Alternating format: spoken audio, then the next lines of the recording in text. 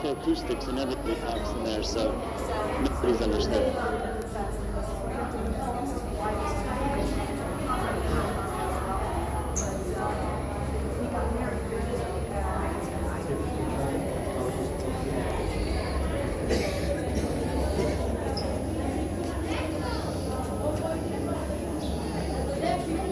Let's just make a path. These kids are coming this way. They're going to go into the synagogue. Excuse me.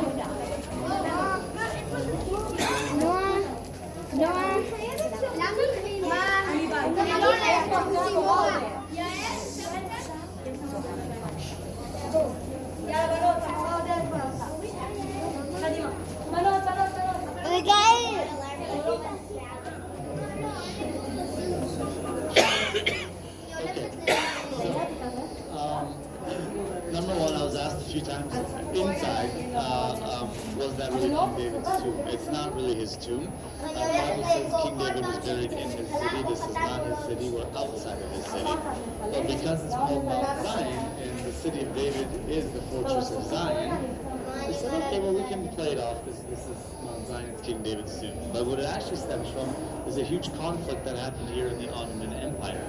Jews were living here and Christians were living here. Both claimed this site, specifically what's above us. The Jews had been living here for hundreds of years, and this is specifically the Franciscans came in and tried to evict the Jewish people. And they said, well, you have no claim to this land, you have no right to try and kick us out. What do you think you are? They said, well, this is a Christian holy site. They said, no, this is our site. So they went to the Franciscans went to the Sultan and said, can you please kick the Jews out? We want to build a church. There used to be a Byzantine church here. We want to build another church on top and pray to God here. It's a Christian holy site. So the Sultan called in the Jewish ruler and the Christian monk who claimed this, and they had a meeting. He said, okay, you tell me your claim to the land, so I just told you the Christian one, so that's a pretty strong one. Now the Sultan just wants peace. And if it's a holy site, he's not going to argue. So they said this is a Christian holy site. So the Jewish ruler said, well, it's Mount Zion, right? Do we all agree this is Mount Zion? And the priest said, yeah, it's Mount Zion. He said, okay, well, Mount Zion is where King David is buried, so that's his tomb. He said, oh, the Sultan knows nothing about Christianity, but he's heard about King David. Remember, King David's still a very powerful guy in Islam. So King David trumps all of your New Testament stuff that he's never heard of. It's the Jewish side. So since then, this tomb has become King David's tomb. And like I said, we don't ruin a good story with facts, so it's King David's tomb. But it's not. But above us, we have what's called the upper room. I'm going to go there in a couple of minutes. But I want to give the explanation down here. The upper room is actually commemorating two separate events. Number one, the Passover. Okay, the Last Supper. When we see the description that Yeshua gives to go and look for the upper room, number one, he says, look for the man. Look for the man. No, I'm just making a way for this guy. Look for the man who's carrying a jug of water. Right? This is a huge problem. Men don't carry jugs of water. That's not a man's job. Okay? That's a woman's job, a slave's job, or your children's job. But not the man's. Okay? So there's a tradition here. But there is one sect of people that do carry jars of water, and that's the Essenes. Okay? The reason why the Essene men are carrying jugs of water is because they're unmarried. They don't have slaves. So they have to do it themselves. Now, we'll talk more about the Essenes tomorrow when we go down to Puman, but just so you know, this is the only people that are exempted. We know Jerusalem had a very large Essene quarter. So if this is the area where the man's carrying a jug of water, this is going to be the Essene quarter. And we do know it's the Essene quarter. But one other thing you need to know about the Essenes is the Essenes have their own calendar, meaning their holy days aren't the same as ours. So Yeshua is the ultimate sacrifice, right? Meaning he has, you guys know there were two offerings given to the Lord on Passover, one for Israel and one for the nations. Did you guys know that? So there were two offerings, one for Israel and one for the entire world, because it's not about our redemption, it's about the world's redemption, right? It's all about the whole world's redemption. So Yeshua has to be the sacrifice for the lamb for the whole world, not just for Israel, right? But if he's to be crucified and die when the lamb is offered, well, how does he celebrate Passover the day before? Ta-da! Weird, right? The Essene calendar. We know what the Essene calendar is, and you can calculate it all the way back to Yeshua's days, and then on that year, every year is different, on that year falls the day before the rest of Israel's Passover. And because, remember we told you, you can't just show up to Jerusalem and say, I got to rent a room here, I got to Passover at Jerusalem. 1 to 2 million people, occupied, you can't do it. But if it's the day before and nobody's celebrating it, other than the people in this corner, there's plenty of room. You got everybody in one building, then everyone from that neighborhood in one building, there's tons of places available. This is why Yeshua is able to come over here, and he has to do the Passover. Say, number one, to fulfill the mitzvah. Number two, he's got a very important teaching to do, okay? And he needs to make sure that they get this done. So, he follows the Essene calendar in the Essene quarter in order to communicate what he needs to the disciples. And then the next day, after the events of everything, he's taken, he's crucified right as the offering is given, which is before the actual Passover, because he has to be in the ground, buried by the time the sun sets, because it's a high holiday and it's Shabbat. It's actually a double Shabbat. Okay, it's a double emphasis. It's a very important day. All right? So this all has to happen in that order. So this is the only way that could have happened. So that is commemorated upstairs. I say commemorated because this city's been destroyed how many times? This building is not original. Now, the building itself dates back to the Crusader period, and we'll see different motifs from the Crusades. We'll also see different aspects of mosques in there. The reason why is anytime you have a Crusader church specifically, when Islam comes in, and the city changed hands many times, they build their holy sites on top of Christian holy sites to say, my God's more powerful than yours. And then when the Christians come back, they build their churches on top of the Muslim site to say, our God is stronger than yours. And back and forth and back and forth. So what we have is the remains of both of these left upstairs, but today you're not allowed to have any sort of service in it. The reason why is it's under the control of Israel today. And when Israel took it in 1948, and this part we did take in 1948, both the Muslims and the Christians came and said, this is our holy site. Look, it's a church. Look, it's a mosque. We said, okay, you guys work it out. You tell us what you decided. Couldn't come to a decision. Both claimed it. And Israel said, look, if you don't decide, no one can have it. They went, they argued some more, couldn't decide. Till today, nobody's allowed to worship in there. There's only one man on earth who's allowed to go in there and worship, and his name is the Pope.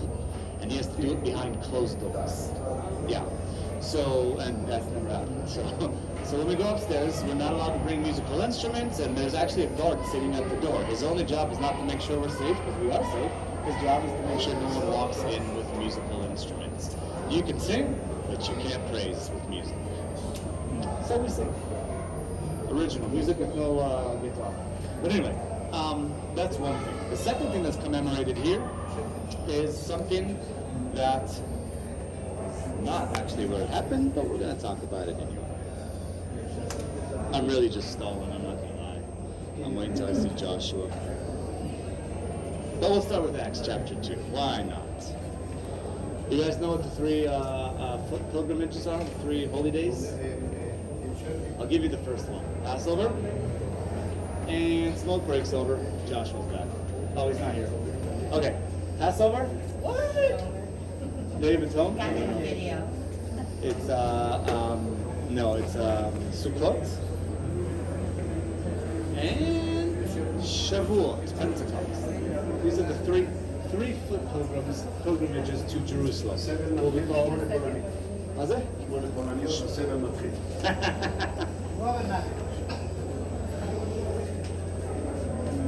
Did you hear that? Passover, Feast of Tabernacles, and Pentecost. Look, even here you have a mezuzah. Every single room. On the outside, it's considered a room. We're walking through this.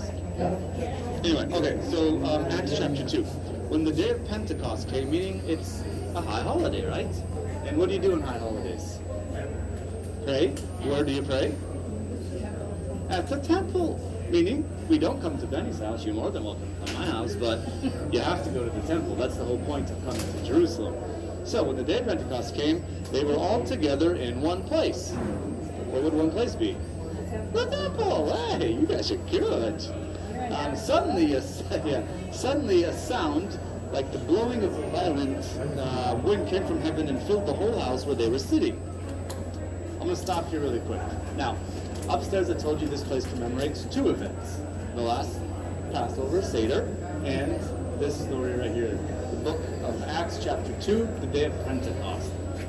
That's why I said I don't believe that this happens upstairs, because just this first sentence blows that story out of an option, but there's many other events that we'll continue reading that also. But Pentecost, you go to the temple to pray. They were all together in one place, where we all go in one place to pray, at God's house. And a violent wind was blowing when they came from heaven and filled the whole house. There is only one place on the face of the earth that Jews call the house. Otherwise, it's Benny's house, it's Joshua's house, it's David's house, it's somebody's house. But the house is God's house. Today, what's the Temple Mount called? In Hebrew? Har Habayit. Har Habayit. The mountain of the house is what we call the Temple Mount. Okay? Even today, there is no temple. The mount is taken, someone's already there. We still call it, we don't call it Al-Aqsa, we don't call it the Dome of the Rock. We say the mountain of the house, because it's the only house that matters. Okay? You're welcome in my house, but God's house is a little bit better than mine. So, the house is always the temple. Okay? So when they say we were all gathered together in one place on a pilgrimage festival to Jerusalem to pray in the house, there's also only one place on earth large enough to accommodate all of us. Synagogue maybe for in Capernaum, but 1 to 2 million pilgrims coming to Jerusalem? Only God's house can do this, okay? So it cannot be this place, it has to be that house. Now, that being said, I do agree that this area, after the Last Supper, becomes a place where the early believers gather. We all knew where the Passover happened. We all knew the events that happened after this. This becomes a place of coming back to. We're outside of Jerusalem, so we're not, stepping on anyone's toes. We've rented our rooms. We can come here. It's not a problem. It's Mount Zion. But this is not the event there, okay? But this does become a place that the early believers come to and know this is where we go when we're in Jerusalem. We'll rent our houses here, we'll commune together, we'll do our business together, but we all go to the temple, and it's walking distance. It's right across the valley there, okay? Now let's finish reading. Where's Joshua? Acts chapter 2. 2 minutes? We'll read the whole chapter, why not? They saw what seemed to be tongues of fire that separated and came to rest on each of them. Each of them. They were all filled with the Holy Spirit and began to speak in other tongues as the Spirit enabled them. Now they were staying in Jerusalem, God-fearing Jews from every nation under heaven. When they heard the sound, the crowd came together in bewilderment, because each one heard them speaking in his own language. Utterly amazed, they asked, "Are not all these men who are speaking Galileans? How is it that each of us hear them in his own native language? Parthians, Medes, Elamites, residents of Mesopotamia, Judea," and on and on and on and on and on and on, Rome, both Jews and converts to Judaism. Cretans and Arabs, we hear them declaring the words of God in our own tongues. Amazed and perplexed, they asked one another, "What does this mean?" Some, however, made fun of them and said, "They've had too much wine." Then Peter stood up with the 11, raised his voice and addressed the crowd. "Fellow Jews and all of you who live in Jerusalem, let me explain this to you. Listen carefully to what I say. These men are not drunk as you suppose. It's only 9 in the morning. No, this is what was spoken by the prophet Joel. In the last days, God says, I will pour out my spirit on all people. Your sons and daughters will prophesy. Your young men will see visions, old men will dream dreams. Even on my servants, both men and women, I will pour out my spirit in those days, and they will prophesy. I will show wonders in the heaven above, and signs in the earth below, blood and fire and billows of smoke. The sun will be turned to darkness and the moon to blood before the coming of the great and glorious day of the Lord, and everyone who calls on the name of the Lord will be saved. Men of Israel, listen to this. Jesus of Nazareth was a man accredited by God to you by miracles, wonders, and signs which God did among you through him, as you yourselves know. This man was handed over to you by God, set purpose and foreknowledge, and you, with the help of wicked men, put him to death by nailing him to the cross. But God raised him from the dead, freeing him from the agony of death, because it was impossible for death to keep its hold on him. David said this about him: I saw the Lord always before me, because he is... That light that's flashing in the background is not flashing in real life. Body also will live in hope, because you will not abandon me to the grave, nor will you let your Holy One see decay. You have made known to me the paths of life. You will fill me with joy in your presence. Brothers, I can tell you confidently that the patriarch David died and was buried, and his tomb is here on this day. But he was a prophet and knew that God had promised him an oath that he would place on his descendants on his throne. Seeing what was ahead, he spoke of the resurrection of Christ, and he was not abandoned to the grave, nor did his body see decay. God raised this Jesus to life, and we are all witnesses of that fact. Exalt to the right hand of God, and he has received from the Father the promised Holy Spirit, and has poured out what you now see and hear. For David did not ascend to heaven, and yet he said, the Lord said to my Lord, sit at my right hand until I make your enemies a footstool for your feet. Therefore, let all Israel be assured of this: God has made this Jesus, whom you crucified, both Lord and Christ. When the people heard this, they were cut to the heart and said to Peter and the other apostles, brothers, what shall we do? Peter replied, repent and be baptized, every one of you, in the name of Jesus Christ, for forgiveness of your sins. You will receive the gift of the Holy Spirit. This is for you and your children, and the Holy Spirit to help far, for all who the Lord our God will call. With many other words he warned them, and he pleaded with them, save yourselves from the corrupt generation. Those who accepted his message were baptized, and 3,000 were here we see, after this whole message, everyone goes and does a miracle. Well, I don't know about you, but we study in our synagogue, and we have one mikvah, maybe two. There's only one place on earth that can accommodate 3,000 people eating ritually immersed, right? Remember the last time I told you where we have over 150 mikvahs?